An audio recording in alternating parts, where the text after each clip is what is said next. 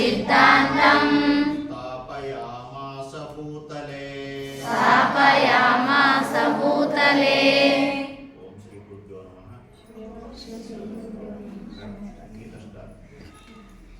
ಪ್ರಥಮದಲ್ಲಿ ಜಗದ್ಗುರು ರೇಣುಕಾದಿ ಪಂಚಾಚಾರ್ಯರನ್ನ ಋಣಮಂದಿರದಲ್ಲಿ ಧ್ಯಾನಿಸಿಕೊಂಡು ಹಿರೇಮಠದ ಎಲ್ಲ ಗುರು ಪರಂಪರೆಯನ್ನು ಸ್ಮರಿಸಿ ಇವತ್ತಿನ ಜಗದ್ಗುರು ಪಂಚಾಚಾರ್ಯ ಗ್ರಾಮೀಣ ಅಭಿವೃದ್ಧಿ ಶಿಕ್ಷಣ ಸಂಸ್ಥೆ ರೇಣುಕಾಚಾರ್ಯ ಪ್ರಾಥಮಿಕ ಶಾಲೆಯಲ್ಲಿ ನಡೆದಿರುವ ರೇಣುಕಾಚಾರ್ಯ ಜಯಂತಿ ಮಹೋತ್ಸವ ಕಾರ್ಯಕ್ರಮ.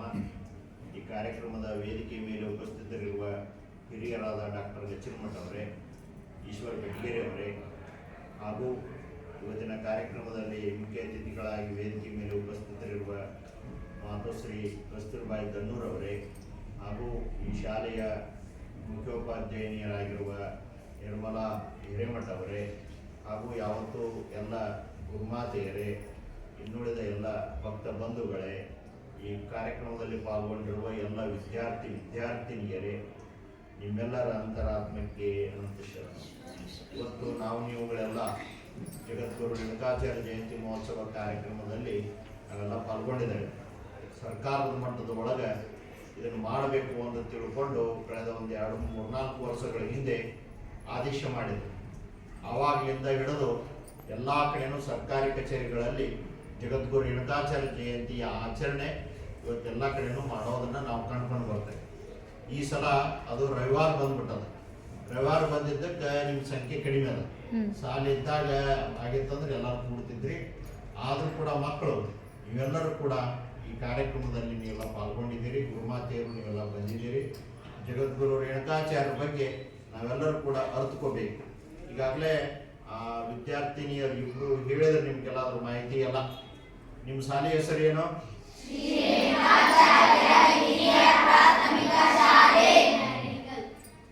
ರೇಣುಕಾಚಾರ್ಯ ಅದನ್ನ ಹೆಸರು ಯಾವ್ದು ಗೊತ್ತನೋ ಅದು ಇವ್ರದೇ. ಇವ್ರ ಹೆಸರನ್ನ ನಾವು ಅಲ್ಲಿ ಇಟ್ಕೊಂಡ್ ಬಂದಿದ್ದೇವೆ. ಇವ್ರು ಯಾರು ಅಂದ್ರೆ ಈ ಲೋಕದ ಕಲ್ಯಾಣಕ್ಕಾಗಿ, ಜನರಿಗೆ ಧರ್ಮ ಬೋಧನೆ ಮಾಡಲಿಕ್ಕಾಗಿ, ಧರ್ಮ ಸ್ಥಾಪನೆಗಾಗಿ ಕೈಲಾಸದಿಂದ ಪರಮಾತ್ಮ ಏನು ಮಾಡಿದ್ನಂದ್ರೆ ಭೂಲೋಕಕ್ಕೆ ನೀವು ಹೋಗಿ ಜನರಿಗೆ ಧರ್ಮ ಬೋಧನೆ ಮಾಡ್ರಿ ಅಂತೇಳಿ ಅಪ್ಪಣೆ ಮಾಡಿದ್ರು. ಶಿವನ ಅಪ್ಪಣೆಯ ಮೇರೆಗೆ, ದೇವರ ಅಪ್ಪಣೆಯ ಮೇರೆಗೆ ಈ ಭೂಲೋಕದೊಳಗೆ ಗುರುವಾಗಿ ಜಗದ್ಗುರು ರೇಣುಕಾಚಾರ್ಯರು ಅವತಾರ ತಾಳಿದ್ರು. ಅವರ ಅವತಾರದ ಪ್ರಾಕಟ್ಯವನ್ನು ಹೊಂದಿದ್ರು. ಅವರ ಪ್ರಾಕಟ್ಯವನ್ನು ಎಲ್ಲಿ ಹೊಂದಿದ್ರು?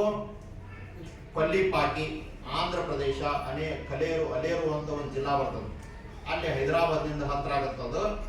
ಅಲ್ಲಿ ಸೋಮೇಶ್ವರ ದೇವಸ್ಥಾನದ ದೊಡ್ಡ ದೇವಸ್ಥಾನದ ಶಿವಲಿಂಗದ ಆ ಶಿವಲಿಂಗದಿಂದ ಶಿವನ ಅಪ್ಪಣೆಯ ಮೇರೆಗೆ ಅಲ್ಲಿ ಪ್ರಾಕಟ್ಯವನ್ನು ಹೊಂದಿದ್ರು ಅನ್ನುವಂಥ ಇತಿಹಾಸ ನಾವು ಕಾಣ್ತೇವೆ. ಅಲ್ಲಿಂದ ಶಿವಭಕ್ತಿಯ ಶಿವಜ್ಞಾನದ ಪ್ರಸಾರವನ್ನು ಮಾಡ್ಕೊಂಡು ಬಂದರು. ಶಿವತತ್ವ, ಶಿವಜ್ಞಾನ, ಶಿವಭಕ್ತಿ ಇವೆಲ್ಲ ಪ್ರಸಾರ ಮಾಡ್ಕೊಂತ ಮಲಯಾಚಲ ಪರ್ವತ ಪ್ರದೇಶಕ್ಕೆ ಬಂದರು. ಮಲಯಾಚಲ ಪರ್ವತ ಪ್ರದೇಶ ಅಂದ್ರೆ ಎಲ್ಲೈತಿ? ಚಿಕ್ಕಮಗಳೂರು ಜಿಲ್ಲಾ, ಬನ್ನಾರ್ಪುರ ತಾಲೂಕು, ಬಾಳೆಹೊನ್ನೂರು ಅಂತ ಏನು ಬರ್ತದಿಲ್ಲ, ಭದ್ರಾ ನದಿ ಅಂತ ಏನು ನಡೀತದೆ, ಭದ್ರಾ ನದಿ ತೀರವೇ ಮಲಯಾಚಲ ಪರ್ವತ ಪ್ರದೇಶ. ಆ ಮಲಯಾಚಲ ಪರ್ವತ ಪ್ರದೇಶ ಅಗಸ್ತ್ಯ ಮಹರ್ಷಿಗಳು, ಲೋಪಾಮುದ್ರ ಋಷಿ ದಂಪತಿಗಳು ಅಂತ ಇರ್ತಾರೆ. ಕಾಡಿನಾಗ ವಾಸ ಮಾಡ್ತಾ ಪೂಜೆ ಅನುಷ್ಠಾನ ಜಪ ತಪ ಮಾಡ್ತಿರ್ತಾರೆ. ಅಲ್ಲಿಗೆ ಜಗದ್ಗುರು ರೇಣುಕಾಚಾರ್ಯರು ಕೊಲ್ಲಿಪಾಕಿಯಿಂದ ಅಲ್ಲಿಗೆ ಬರ್ತಾರೆ. ಅವರಿಗೆ ಉಪದೇಶ ಮಾಡ್ತಾರೆ. ಧರ್ಮದ ತತ್ವಗಳನ್ನ ತಿಳಿಸ್ಕೊಂಡು ಬರ್ತಾರೆ. ಅಂದ್ರೆ ಕರ್ಮ ಅಂದ್ರೇನು, ಜ್ಞಾನ ಅಂದ್ರೇನು, ಭಕ್ತಿ ಅಂದ್ರೇನು, ಯೋಗ ಅಂದ್ರೇನು, ಶಿವಯೋಗ ಅಂದ್ರೇನು, ಹೆಂಗೆ ಇವನ್ನೆಲ್ಲ ಆಚರಣೆ ಮಾಡ್ಕೊಂಡ್ ಬರ್ಬೇಕು, ಎಲ್ಲ ಮೌಲ್ಯಗಳನ್ನು ತಿಳಿಸ್ತಾರೆ. ಆ ಮೌಲ್ಯಗಳು ಏನು ಹೇಳಿದ್ರಲ್ಲ ಅಗಸ್ತ್ಯ ಮಹರ್ಷಿಗೆ, ಅವು ಒಬ್ರಿಗೆ ಹೇಳೋದು ಒಬ್ರಿಗೆ ಕೇಳೋದು. ಮೊದಲೊಂದು ಕಾಲಕ್ಕೆ ಬರೆದಿಡ್ತಿದ್ರು ಯಾರು ಬರೆದಿಡ್ತಿದ್ದಿಲ್ಲ. ಗುರುಗಳು ಹೇಳ್ತಿದ್ರು, ಶಿಷ್ಯರು ಕೇಳ್ತಿದ್ರು. ಶಿಷ್ಯರು ದೊಡ್ಡವರಾದ್ಮೇಲೆ ಅವ್ರ ಗುರುಗಳಾಗಿ ಮತ್ತೊಬ್ಬರಿಗೆ ಹೇಳ್ತಿದ್ರು. ಹಿಂಗೆ ಒಬ್ಬರಿಂದ ಒಬ್ಬರಿಗೆ ಜ್ಞಾನ ಹರಿದು ಬರ್ತಾ ಇತ್ತು. 8ನೇ ಶತಮಾನದೊಳಗೆ ಶಿವಯೋಗಿ ಶಿವಾಚಾರ್ಯರು ಅಂತೇಳಿ ಒಬ್ರು ಸ್ವಾಮಿಗಳು. ಆ ಸ್ವಾಮಿಗಳು ಏನ್ ಮಾಡಿದ್ರು ಅಂದ್ರೆ ಈ ಒಂದು ಪಾಠಶಾಲೆ ಇತ್ತು ಸಾಲೋಟಿಗೆ ಒಳಗೆ. ಅಲ್ಲಿ ದೊಡ್ಡ ಗುರುಗಳವರು. ಆ ಗುರುಗಳು ಏನ್ ಮಾಡಿದ್ರು ಅಂದ್ರೆ ಬರೆದಿಟ್ರು. ಜಗದ್ಗುರು ರೇಣುಕಾಚಾರ್ಯರು ಅಗಸ್ತ್ಯ ಮಹರ್ಷಿಗೆ ಹೇಳಿದ ವಿಚಾರಗಳನ್ನು ಬರೆದಿಟ್ರು. ಆ ಬರೆದಿಟ್ಟು ಪುಸ್ತಕ ಬರೆದ್ರು. ಒಂದು ಆ ಪುಸ್ತಕಕ್ಕೆ ಏನು ಹೆಸರಿಟ್ರು? ಸಿದ್ಧಾಂತ. ಅಂತ ಹೆಸರಿಟ್ಟು ಅದ್ರೊಳಗೆ 1330 ಶ್ಲೋಕಗಳದಾವ. ಅದ್ರೊಳಗೆ ಏನ್ ಬರ್ತದ?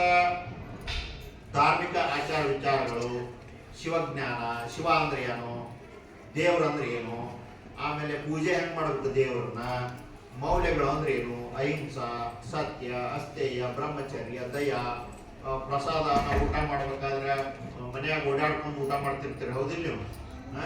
ಸುಳ್ಳು ಹೇಳ್ತೀರಿ. ಓಡಾಡ್ಕೊಂಡು ಟಿವಿ ನೋಡ್ಕೊಂತ ಊಟ ಮಾಡ್ತೀರಿ, ಹಂಗೆ ಊಟ ಮಾಡಬಾರ್ದು. ಹಿಂಗ ಊಟ ಮಾಡಿದ್ರೆ ಅದು ಒಳ್ಳೇದಾಗ್ತದ ಅಂತೇಳಿ ಪ್ರಸಾದ, ಅದ್ರ ಮಹತ್ವವನ್ನು ಅದ್ರಾಗದಾಗ ಪುಸ್ತಕದಾಗದ. ದಾನ ಅಂದ್ರೆ ಏನು, ದಾನ ಧರ್ಮ ಹೆಂಗ್ ಮಾಡ್ಬೇಕು, ಎಲ್ಲ ಅದ. ಪುಣ್ಯ ಅಂದ್ರೆ ಏನು, ಎಲ್ಲ ಅದಾವ. ಆ ವಿಚಾರಗಳನ್ನು ಮೊದಲು ರೇಣುಕಾಚಾರ್ಯರು ಅಗಸ್ತ್ಯ ಮಹರ್ಷಿಗೆ ಹೇಳಿದ್ರು. ನಂತರ ಅವ್ರಿಗೆ ಹೇಳಿ ಅದು ಎಲ್ಲ ಕಡೆನೂ ಪ್ರಸಾರ ಆದ. ನಂತರ ಅವರು ಲಂಕಾಕ್ಕೆ ಹೋದ್ರು. ಲಂಕಾ ಅಂದ್ರೆ ಯಾರು ಮೂರದು? ಲಂಕಾದೊಳಗೆ ಯಾರಿದ್ರು? ರಾವಣಾಸುರ. ಸುವರ್ಣ ಲಂಕೆ ಅಂತಾರ. ಬಂಗಾರದ ಅರಮನೆ ಇತ್ತ ಒಂದು, ಸುವರ್ಣ ಲಂಕೆ ಅಂತ ಕರೀತಾರ ಅದಕ್ಕೆ. ಆ ಲಂಕಾದೊಳಗೆ ರಾವಣನ ಸಂಕಲ್ಪ 9 ಕೋಟಿ ಲಿಂಗ ಸ್ಥಾಪನೆ ಮಾಡಬೇಕು ಅಂತೇಳಿ ಸಂಕಲ್ಪ ಮಾಡಿದ್ದವ. 9 ಕೋಟಿ ಲಿಂಗ ಶಿವಲಿಂಗ ಇರ್ತಾವಲ್ಲ ಗುಡಿಯಾಗ, 9 ಕೋಟಿ ಲಿಂಗ ಸ್ಥಾಪನೆ ಮಾಡೋದ 6 ಕೋಟಿ ಮಾಡಿರ್ತಾನೆ. ಇನ್ನು 3 ಕೋಟಿ ಬೆಳೀತು. ಇನ್ನು 3 ಕೋಟಿ ಸ್ಥಾಪನೆ ಮಾಡೋರು ಯಾರು? ಯುದ್ಧ ಬರ್ತತಿ. ಯಾರಿಗೆ ಯುದ್ಧ ಆಕತಿ? ರಾವಣನ ಜೊತೆ ಯಾರು ಯುದ್ಧ ಮಾಡ್ತಾರ? ರಾಮ ಯುದ್ಧ ಮಾಡ್ತಿರ್ತಾನ. ಯುದ್ಧ ಬಂದಾಗ ಅವನು ಸಾಯ್ತಾನ ರಾವಣ. ಮತ್ ಮಾಡೋರು ಯಾರು? 3 ಕೋಟಿ ಲಿಂಗ ಬಾಕಿ ಉಳಿದಿರ್ತಲ್ಲ, ಅದನ್ನು ವಿಭೀಷಣ ಯಾರು? ವಿಭೀಷಣ ಮಾಡ್ತಾನೆ ಅಂತ ಸಂಕಲ್ಪ ಮಾಡ್ಕೊತಾನೆ. ವಿಭೀಷಣ ಯಾರು? ರಾವಣನ ತಮ್ಮ. ಅವ ನಾನು ಇದನ್ನ ಸ್ಥಾಪನೆ ಮಾಡ್ತಾನೆ ಅಂತೇಳಿ ಒಪ್ಪಿಗೆ ಭಾಷೆ ತಗೋತಾನ. ಭಾಷೆ ತಗೊಂಡಾಗ ರಾವಣ ಮರಣ ಹೋಗ್ತಾನ. ಅವಾಗ ಅದನ್ನ ಮಾಡ್ಬೇಕಲ್ಲ, ಹೆಂಗ್ ಮಾಡ್ಬೇಕು ಅಂದಾಗ ಅಲ್ಲಿಗೆ ಲಂಕಾಕ ಜಗದ್ಗುರು ಹೋಗ್ತಾರೆ ರೇಣುಕಾಚಾರ್ಯ. ಹೋಗಿ ಆ ವಿಭೀಷಣ ಪ್ರಾರ್ಥನೆ ಮಾಡ್ಕೊಳ್ತಾನ. ರಾವಣನ ಸಂಕಲ್ಪ, ವಿಭೀಷಣನ ಪ್ರಾರ್ಥನೆ, ಏಕಕಾಲಕ್ಕ 3 ಕೋಟಿ ಲಿಂಗ ಸ್ವರೂಪರಾಗಿ ಅಲ್ಲಿ ಕಾಣಿಸ್ಕೊಳ್ತಾರೆ. ಲಿಂಗ ಸ್ಥಾಪನೆ ಮಾಡ್ತಾರೆ. ಇವತ್ತಿಗೂ ಭೂಮಿ ಎಗದ್ರ ಲಿಂಗ ಸಿಗುತ್ತಾವ. ಅಲ್ಲಿ ಲಂಕಾದೊಳಗ ಜಾಪನ ಅಂತ ಒಂದು ಊರು ಬರ್ತತಿ. ಅಲ್ಲಿ ತಿರುಮಲ ಎನ್ನುವ ಪ್ರದೇಶದ ರೇಣುಕವನ ಅಂತದ. ಆಗಿನ ಕಾಲದೊಳಗ ಧರ್ಮ ಪ್ರಚಾರಕ್ಕಾಗಿ, ಧರ್ಮ ಸ್ಥಾಪನೆಗಾಗಿ, ಜನರನ್ನ ಧರ್ಮ ಮಾರ್ಗಕ್ಕೆ ಕರ್ಕೊಂಡು ಹೋಗೋ ಸಂಬಂಧ ಆ ಕಾಲದೊಳಗೆ ದ್ವಾಪರ ಯುಗದೊಳಗೆ ಅವತಾರ ತಾಳಿ ಬಂದ್ರು ಅಂತೇಳಿ ನಾವು ಕಾಣ್ತೇವೆ. ಅಂತ ಜಗದ್ಗುರು ರೇಣುಕಾಚಾರ್ಯ ಜಯಂತಿಯನ್ನ ಎಲ್ಲ ಅವಾಗಿನ ಕಾಲಕ್ಕೆ ಮನೆ ಎಲ್ಲ ಮಾಡ್ಕೊಂಡು ಬರ್ತಾ ಇದ್ರು. ಆದ್ರೆ ಈ ಸರ್ಕಾರದ ಮಟ್ಟದೊಳಗೆ ಎಲ್ಲರಿಗೂ ಅವ್ರ ಮೌಲ್ಯಗಳು ತಿಳಿಲಿ ಅಂತ ಸರ್ಕಾರದ ಮಟ್ಟದಾಗ ಮಾಡಕತ್ಯಾರ. ಹಾಗೇನೆ ನಿಮ್ಮ ಶಾಲೆಯ ಹೆಸರು ರೇಣುಕಾಚಾರ್ಯ ಶಾಲೆ ಅಂತದ. ಅವರ ಆಶೀರ್ವಾದ ನಿಮ್ಮ ಮೇಲೆ ಇರಲಿ, ಸದಾವಕಾಲ ಇರಲಿ. ಅವ್ರ ಮೌಲ್ಯಗಳನ್ನ ಏನೇನು ಹೇಳ್ಯಾರ ಅನ್ನೋ ಮೌಲ್ಯಗಳನ್ನ ನೀವೆಲ್ಲ ತಿಳ್ಕೋಬೇಕು. ನಿಮ್ಗ ಗುರುಮಾತೆಯರು ಅವ್ರಿಗೆಲ್ಲ ಗೊತ್ತದ. ರೇಣುಕಾಚಾರ್ಯ ಶಾಲೆ ಅಂದ್ರೆ ಏನು, ರೇಣುಕಾಚಾರ್ಯ ಅಂದ್ರೆ ಏನು, ಅವ್ರು ಏನ್ ಹೇಳಿ ಎಲ್ಲ ಗೊತ್ತದ. ಅವರು ನಿಮ್ಗೆ ಹೇಳ್ಕೊಂಡು ಬರ್ತಾರ. ಒಂದು ಸ್ವಲ್ಪ ಎಲ್ಲ ತಿಳ್ಕೋರಿ ಅನ್ನೋ ಮಾತುಗಳನ್ನು ತಿಳಿಪಡಿಸಿ ಇವತ್ತು ವಿಶೇಷ ಕಾರ್ಯಕ್ರಮಕ್ಕೆ ಅತಿಥಿಗಳಾಗಿ ನಮ್ಮ ಕಸ್ತೂರಮ್ಮರು ಸಿಕ್ಬಿಟ್ಟಾರ ಇವತ್ತು ನಮ್ಗೆ. ಅವರು ಇಲ್ಲಿ ಕೆಳಗೊಂದು ಕಾರ್ಯಕ್ರಮ ಅದ.